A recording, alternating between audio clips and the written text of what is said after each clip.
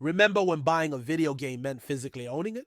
You'd walk into a store, maybe with your allowance saved up, pick the game off the shelf, and feel that instant rush of excitement. You could touch it, see the artwork, flip the case over and read the back like it was the trailer before the experience. For many of us, that moment was just as important as playing the game itself.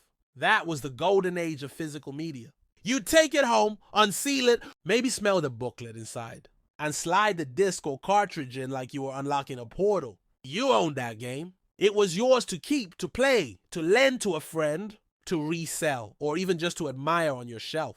And if you still have your original copy today, you're not just holding a game, you're holding a piece of history, a moment of your life frozen in time. But things have changed. These days, the digital era has taken over. Walk into your library now, and most of us are staring at a long list of titles on a console dashboard or PC launcher. No cases, no covers, just icons and install buttons. And while it's convenient, it also raises a big question. Do we really own these games? Or are we just renting access to them? Let's be honest, digital is incredibly convenient. Midnight releases with no lines, no clutter, instant access to hundreds of games. You can switch between games in seconds, especially on systems like the PS5, Xbox Series X, or Steam Deck. No disc swapping, no scratching, no storage nightmares. And sales? Digital storefronts throw discounts at us constantly. Massive Steam sales, PlayStation Store flash deals, Xbox Game Pass. You can build a huge library without ever touching a physical case. But all this convenience comes at a cost. Because when you buy digital, you're not really buying the game. You're buying a license that can be revoked, or altered, or made obsolete. Take PT for example. Hideo Kojima's playable teaser for a now cancelled Silent Hills game became a cult classic within hours of its release. But then Konami pulled it from the PlayStation Store. Now, if you didn't download it in time, it's gone forever unless you're lucky enough to have it on an old PS4, one of the most iconic horror experiences ever, deleted with a click. And this isn't just a one-time thing. Games disappear all the time. Licensing deals expire. Servers shut down. Companies go bankrupt. One day, your entire digital library could vanish if a storefront closes. That game you thought was yours? It was more like a long-term rental with no guarantee. And it's not just about games disappearing. It's about control. Digital storefronts can decide what you're allowed to play, when you can play it, and even how. Remember when Blizzard banned players and revoked access to games they had paid for? Or when games like Warcraft 3 Reforged literally replaced the older, better version you already owned?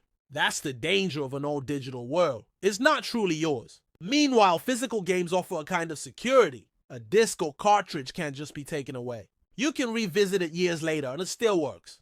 There's something deeply satisfying about picking a game off the shelf, putting it in and knowing it's gonna run. No DRM, no sudden license changes, no weird login requirements. Just you and the game. But physical media isn't perfect anymore either. We're seeing more and more fake physical releases. Boxes that include nothing but a download code. Or discs that are basically useless without a huge day one patch. Some games launch unfinished and rely on post-launch updates to even function properly. So even if you own the disc, you might still be at the mercy of the internet. Then there's space. As collections grow, shelf space becomes a problem. Cases pile up. Organization becomes a chore. And moving houses with hundreds of game boxes is a nightmare. Not to mention that physical copies can be lost, stolen, or damaged. A scratched disc, a corrupted cartridge, is gone for good.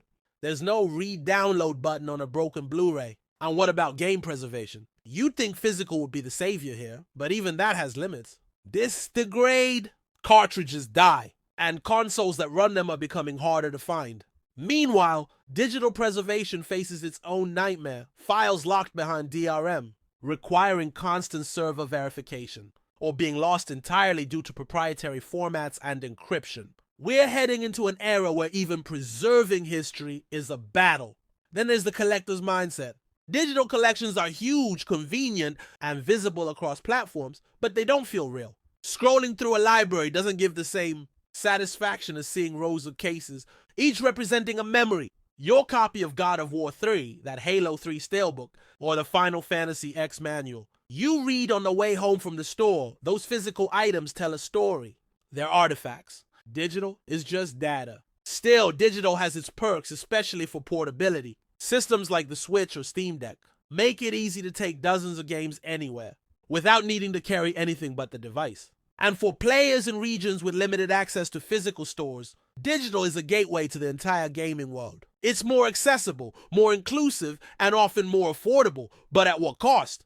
As we look ahead, the question remains, what's the future of our game collections? Will physical games become obsolete, replaced by the ease and convenience of digital purchases? Or will the nostalgia, the tangible connection, and the physical ownership of games continue to have a place in an increasingly digital world? The truth is, we might not have to pick a side. It's possible to embrace both. After all, there's something powerful about mixing the best of both worlds. With digital, you get convenience, instant access, and the flexibility to carry your library anywhere. It's perfect for the modern gamer who's always on the go, or for anyone who doesn't want their collection to take up space. But physical? It's about more than just owning the game. It's about holding on to a piece of your past, a part of your identity as a gamer. It's about the memories associated with those boxes, those discs, those manuals. It's about walking into your gaming room and feeling like you've built something rather than just having it all stored in the cloud. Maybe the best way forward is a hybrid approach. Let digital games thrive for their accessibility and convenience.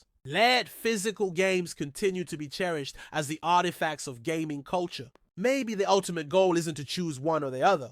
It's to appreciate both for what they bring to the table. As digital gaming continues to evolve and more people adopt online services like Xbox Game Pass or PlayStation Plus, the lines between digital and physical are blurring. Subscription services let you rent digital games as part of a larger package, while physical collector's editions are becoming rare, yet increasingly coveted for their limited run status. There's even the option for physical releases of indie games that are increasingly hard to find.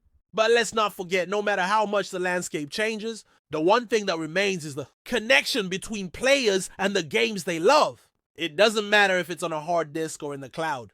Whether it's a childhood classic or a new release, the emotions and memories that games create will always be the most valuable part of the experience. So whether you're a digital enthusiast or a physical collector, or even a mix of both, remember that the joy of gaming is what matters most. The future of gaming collections may be uncertain, but one thing is clear, the experience is what will always hold its value, no matter how it's delivered.